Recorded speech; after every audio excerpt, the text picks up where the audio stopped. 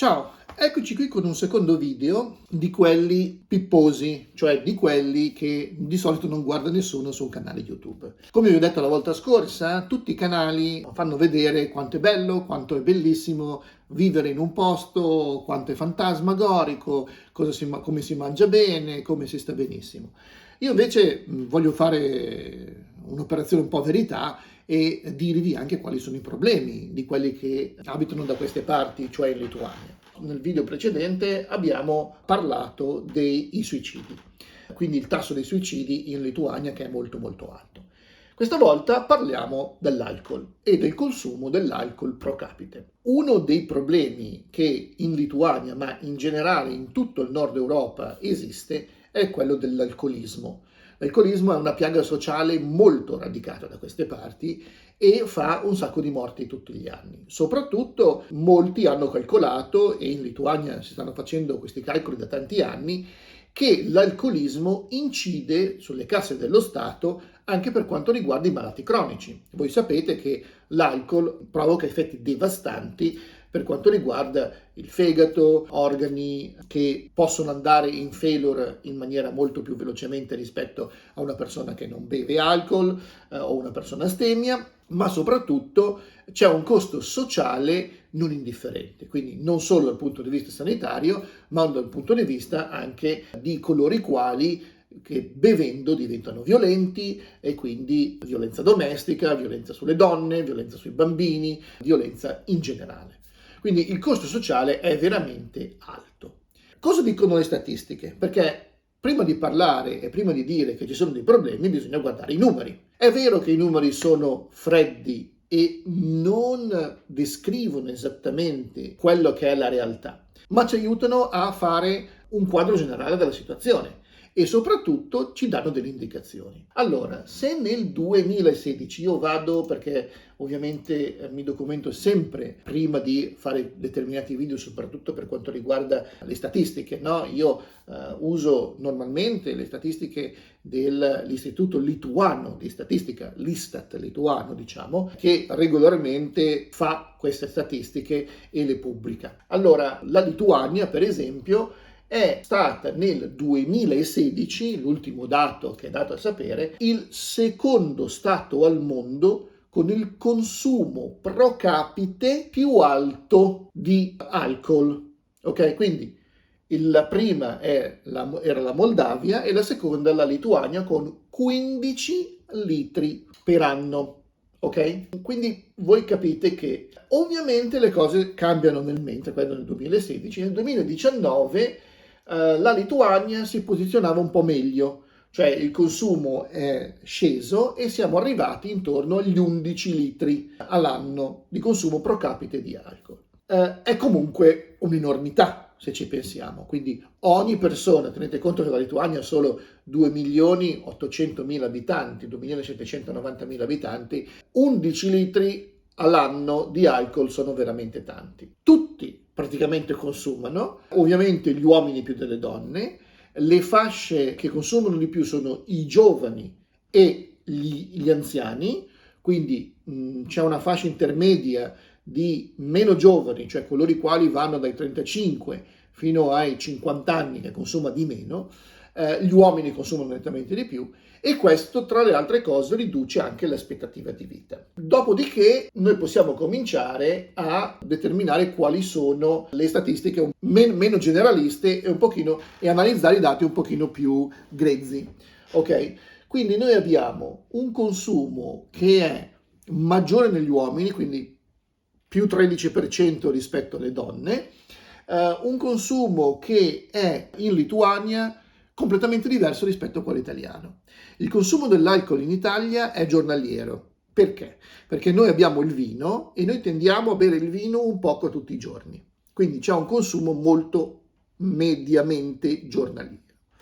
I lituani invece hanno un andamento di consumo giornaliero pari allo zero, mentre invece è concentrato a livello settimanale e prevalentemente a ridosso del weekend.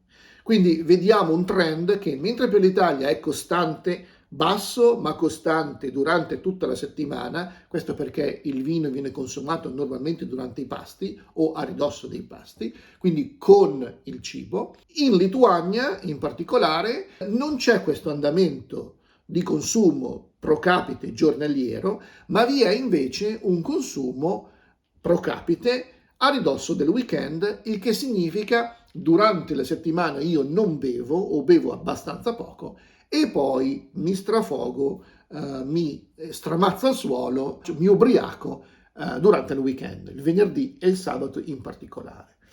E questo è un problema, perché voi capite che il consumo razionale e moderato di vino tutti i giorni è una cosa completamente diversa che un consumo irrazionale e concentrato solo in brevi periodi durante il weekend. Cosa è successo e cosa fanno i lituani per arginare questa piaga sociale? Perché è veramente una piaga sociale.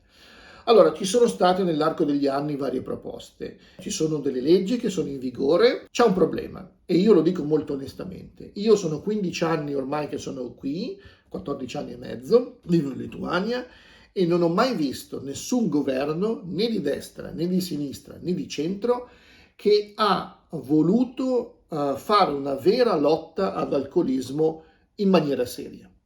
Tante belle parole sicuramente, tante belle idee, qualcuna totalmente irrealizzabile, ma mai un qualcosa di concreto. È ovvio che le soluzioni sono, come ne abbiamo parlato per il video dei suicidi, di due tipi, una a breve periodo e una nel lungo periodo. La più efficace è quella nel lungo periodo, ma ci vuole tempo. E quindi cosa si deve fare? Si deve fare educazione nelle scuole. Si deve cominciare a fare quello che si è fatto per il fumo, per la sigaretta. Ok, voi vi ricordate che durante gli anni 70, 60, 70 faceva figo avere la sigaretta in bocca. Chi era figo fumava.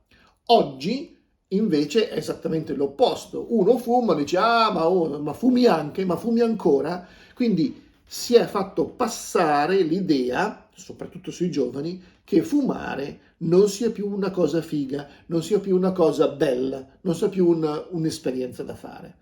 Poi ovviamente, essendo corroborati da dati che indicano l'incidenza dei tumori prodotti dalle sigarette, questo ha avuto un certo effetto e quindi in tutta Europa e in tutto il mondo, soprattutto il mondo occidentale, il consumo di sigarette è diminuito drasticamente. Quindi nel lungo periodo, per il problema alcolismo, si dovrebbe fare la stessa cosa, far passare il concetto che l'alcol può anche essere una forma di socializzazione e si può assumere in maniera moderata e coscienziosa, ma non deve essere più una cosa che, stramazzo al suolo perché sono ubriaco, è una cosa figa. Deve essere una cosa fatta passare, soprattutto le nuove generazioni, come attenzione, l'alcol fa male, queste sono le conseguenze di chi è alcolista, non fatelo, ma soprattutto è una cosa brutta, perché l'alcolista è una persona che mette in pericolo se stesso, mette in pericolo la propria famiglia, eccetera, eccetera, eccetera. Questo nel lungo periodo. Nel breve periodo, ovviamente, per contenere gli alcolisti bisogna avere delle misure drastiche. Qui quello che hanno saputo fare è introdurre una specie di mini proibizionismo. In pratica tutti i giorni fino dalle 10 di sera è impossibile comprare nei supermercati o nei negozi degli alcolici. Il sabato sera addirittura fino alle 5 del pomeriggio mi sembra non è più possibile comprare più neanche una birra. Tranne se si vanno in alcuni locali si può comprare l'alcol nei locali, ma deve essere consumato dentro il locale e non può essere portato fuori, per esempio. Questa è una cosa assurda secondo il mio punto di vista, perché tu non devi proibire alle persone di fare qualcosa, ma devi educarle. Quindi, per esempio, hanno introdotto i taromatas, cioè hanno introdotto una tassa particolare, facendola passare come tassa per lo smaltimento dei rifiuti su tutte le bottiglie, sia di plastica che le lattine di birra, che le bottiglie di vetro. E quindi tu paghi 10 euro cent in più quando compri qualcosa per queste bottiglie. Quindi hanno fatto passare questa cosa come tassa sui rifiuti. Dopodiché, se ritorni la bottiglia, ti danno un bigliettino e tu puoi spendere questi soldi nel supermercato dove hai riportato la bottiglia. E questo previene che, per esempio, molti alcolisti andassero a recuperare nei cassonetti le bottiglie di vetro per poi rivenderle e farci su dei soldi per comprare altre bottiglie di superalcolici. Questo ovviamente non basta, questo è un'assurdità. Per esempio, qui c'è il 1° c'è il ritorno a scuola dei bambini. Hanno proibito di vendere l'alcol il 1° perché siccome si deve festeggiare il ritorno a scuola, la gente si ubriacava. Una regola che non sta secondo me né in cielo né in terra, però questo è quello che si fanno. Come dicevo, ci sono tutta una serie di misure che dovrebbero essere messe in pratica per contenere nel breve periodo le cose. Una soluzione che io mi sento di sostenere, che ho sostenuto, ma che ovviamente non è passata, era quella di legare l'acquisto dell'alcol alle carte di credito, cioè non possibilità di comprare più l'alcol e soprattutto i superalcolici se non hai per i possessori di carte di credito o carta di debito tipo bancomat e cose di questo tipo. Quindi eliminare il denaro contante per l'acquisto di superalcolici soprattutto. Questo eliminerebbe per esempio tutti coloro che per strada vagabondano e comprano con 1 euro, 2 euro magari trovati per strada la birra piuttosto che un po' di vodka e cose di questo tipo.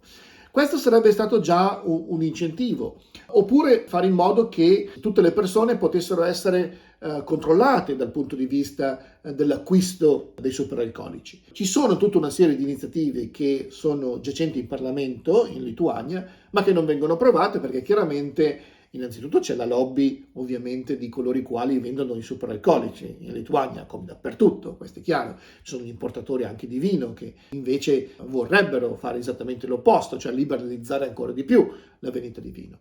E poi ovviamente ci sono i consumatori, essendo i lituani dei grandi bevitori per esempio di birra, la birra qui è molto più bevuta rispetto al vino, anche se il vino negli ultimi anni ha avuto un boom eccezionale, qui il Prosecco va per la maggiore, il Primitivo per esempio, sono 2 dei vini che vanno per la maggiore in Lituania, ma la birra rimane ancora un caposaldo enorme. I produttori di birra qui vanno a nozze in Lituania perché il consumo pro capite di birra in Lituania è veramente alto.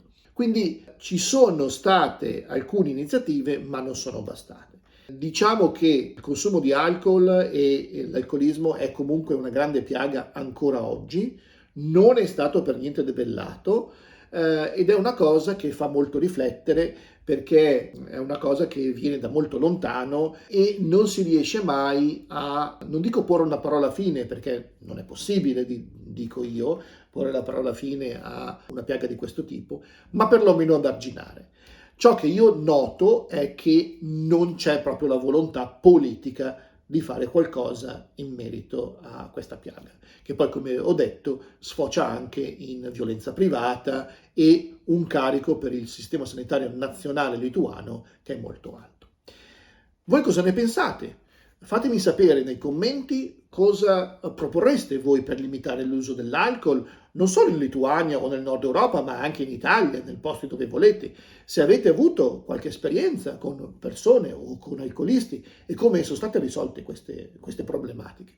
Mi raccomando, iscrivetevi al mio canale, sappiate che io non faccio tanti unboxing, anzi quasi nessuno, e su questo canale tento sempre di dirvi la verità, quindi fare un'operazione verità su come si vive in questi paesi e in particolare la Lituania. Fate subscribe al mio canale, se vi è piaciuto il video condividetelo con gli amici, fate fare subscribe anche ai vostri amici al mio canale e alla prossima dalla Lituania. Ciao!